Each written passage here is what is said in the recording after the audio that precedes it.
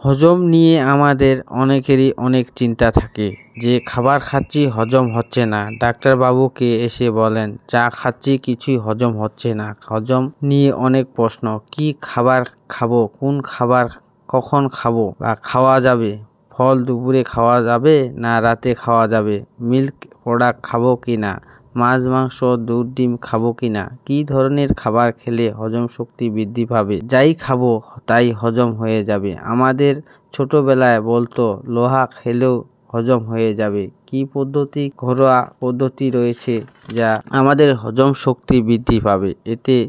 এই ব্যাপারে আজকে আমাদের আলোচনা মা হেলথ কেয়ার চ্যানেলের পক্ষ থেকে। আজকে আমাদের আলোচনা টপিক হচ্ছে হজম শক্তি আমরা কিভাবে বৃদ্ধি করতে পারি বা বৃদ্ধি করব ঘরোয়া উপায়ে। সে ব্যাপারে আজকে আমাদের এই ডিসকাশন। প্রথম কথায় হচ্ছে আপনারা হোল ফুড খান। হোল ফুড মানে এত বড় কাঁঠাল নিয়ে এসে সবটুকু বিচিসহ খেয়ে ফেলা, এটা না।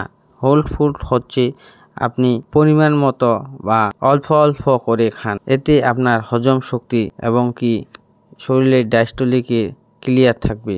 আপনি যা খান বাড়িতে বানিয়ে খান না, আপনি পাশে ফুড খান যেগুলোতে লবণযুক্ত।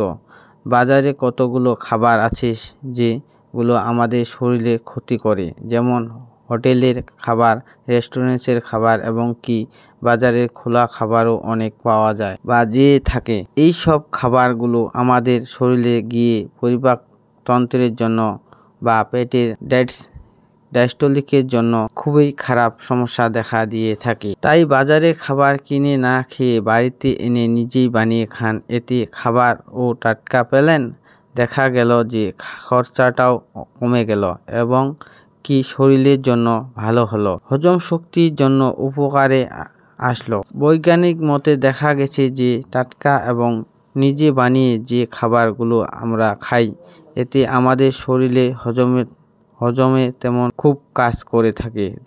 দেখা দেয় না বলেই চলে, সমস্যা দেখা দেয় না বলেই চলে। সবুজ শাক সবজি বেশি বেশি করে খেতে বলছে। এতে রয়েছে ভিটামিন ও ক্যালোরি। এতে রয়েছে বিভিন্ন রকমের ক্যালোরি ও ভিটামিন যুক্ত এবং কি হজম শক্তি প্রচুর কাজ করে থাকে। পায়খানাকে নরম করে তোলে।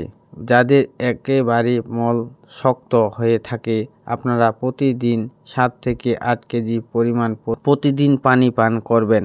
তবে অবশ্যই অল্প অল্প করে খাওয়ার সময় যা খাবেন অন্য সময়েও আপনাকে পানি পান করতে হবে। এতে হজম শক্তি ও পরিপাকতন্ত্র বা লিভারে ক্লিয়ার থাকে।